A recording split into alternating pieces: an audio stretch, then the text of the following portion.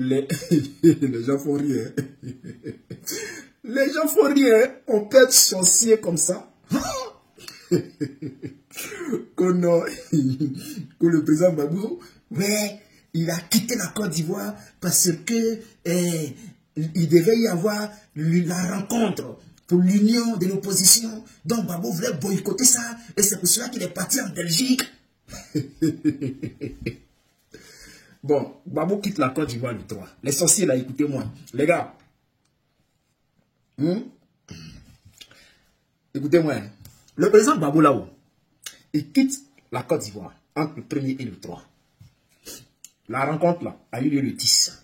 Donc si je comprends, c'est une semaine après le départ de Gbagbo que la rencontre est organisée. D'accord. Dans cette rencontre-là, le président Gbagbo là, lui, il avait déjà son agenda. Il devrait aller croiser l'Union européenne parce qu'il devait aller croiser ses lieutenants qui sont sur l'Europe pour donner l'autorisation, la lettre, autoriser cette mobilisation-là au siège de l'Union européenne pour aller faire une sommation pour que l'Union européenne puisse comprendre que le nom de Gbagbo n'est pas encore sur la liste électorale. Je vous les présenter en Côte d'Ivoire, vous êtes assis là-bas. Oh non, ou bien ceux qui sont assis en Europe ici, je vois des panels, des gueulards qui ne peuvent rien créer en Côte d'Ivoire. Ouais, il a quitté la Côte d'Ivoire parce qu'il devait y avoir une union de l'opposition. Je vais vous dire une chose, écoutez-moi très bien. Le président Gbagbo là, c'est le doyen. L'opposition, si l'opposition existe aujourd'hui en Côte d'Ivoire, c'est grâce à Gbagbo. Depuis son arrivée en Côte d'Ivoire, c'est là vous avez eu le courage de bouger un peu pour dire non que vous êtes opposant. Il y a quelque chose qui dérange. Dans cette lutte-là, après Gbagbo Laurent, c'est Simone Gbagbo, la doyenne.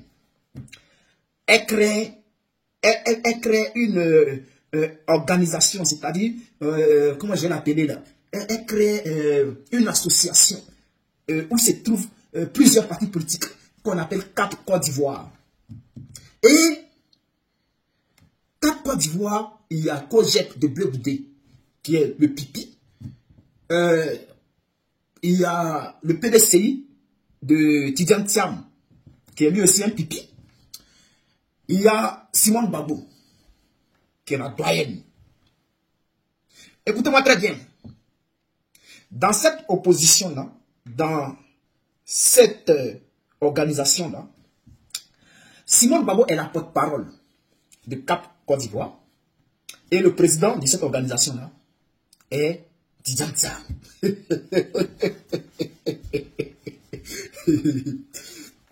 Bon, tout le monde peut être président. Mais quelle est la bataille aujourd'hui là? Moi, je ne comprends pas une chose. Hein. Quelle est la vraie bataille que Tidjane Thiam a menée en Côte d'Ivoire? Je ne dis pas qu'il n'est pas opposant. Je ne dis pas qu'il ne doit pas être dans l'opposition. Mais prendre la tête. C'est-à-dire, c'est dans ça que Gbagbo n'a qu'à aller. C'est-à-dire, vous voulez manquer de respect à Gbagbo Laurent. Vous voulez lui manquer de respect. Il n'a qu'à se mettre dans une organisation où lui, le doyen, il doit être tête de file, chef de l'opposition. Lui, il va être là. Tidjane Thiam, il va présider l'organisation, cette association. Et puis Simone Gbagbo porte-parole. Maintenant, Gbagbo, lui, est là, il est suiveur. C'est lui qui est en train de bouger les lignes en Côte d'Ivoire. Lui, il va être suiveur. Vous réfléchissez comment? C'est la proposition qui a été faite au PPACI. Même si, si le PPACI n'a pas encore parlé, si le PDCI n'a pas parlé, même si Simone Gbagbo n'a pas parlé, c'est-à-dire nous on va aller dans une organisation, dans une association de l'opposition. Et puis, il y a Tidjane Thiam qui est venu hier là, lui le président, il va présider cette union de l'organisation de l'association de l'opposition. Et puis Gbagbo lui il est sur la touche. Kungro là. JB. Vous vous foutez de nous. C'est-à-dire, Gbagbo même là, lui seul, il domine la scène politique. À lui seul, il fait 50% de vote électoral. Et vous allez venir, parce que même si on veut parler même de, non, PDCI est plus grand parti, PDCI n'est pas plus grand parti que quelque chose en Côte d'Ivoire. Pour l'instant, en Côte d'Ivoire, on ne sait pas qui est grand parti. Si PDCI était grand parti, là, en 2015, ils allaient affronter le RHDP. Ils ont toujours eu peur. Voilà. Donc, c'est la vérité. Le prince Sey là, si Prince Sey ne veut pas respecter le président Gbagbo là, on vous dit, on n'a pas besoin de quelqu'un qui est économiste ou bien qui est ingénieur. On s'en fout de ça. On a besoin de quelqu'un qui va remuer, quand on dit 2025 octobre, là, que Ouattara veut se maintenir là. On a besoin de quelqu'un qui va dire peu. Et puis on dégage Ouattara. Vous êtes sûr que votre étudiant avait fait ça. 2020, on a déjà vu Simon Gbagbo était là. Oh, ça n'a rien créé. 2025 là, on va voir quelque chose avec Gbagbo le grand. Le reste là, calmez-vous. Donnez. Voilà. Le président Gbagbo n'est pas là. Et même s'il était là, il n'allait pas participer. Parce qu'on ne peut pas manquer de respect à Gbagbo Laurent. Nous-mêmes, on ne peut pas accepter ça. Moi, soldat de Gbagbo, il a accepté que Gbagbo va être dans une organisation où c'est Thiam qui va présider cette organisation. Je ne peux jamais accepter ça. Thiam, il vient d'arriver. Et il y a un message que Blé Goudé a lancé. Après la rencontre, là, il dit, je vais sortir dans le dos.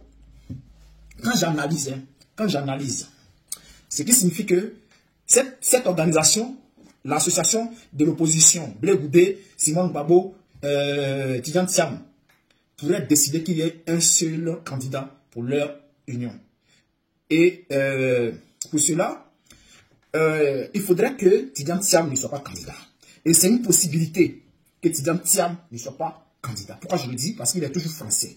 Et en France ici, quand tu es français et que tu dois annuler ta nationalité française, le processus prend 2 ans.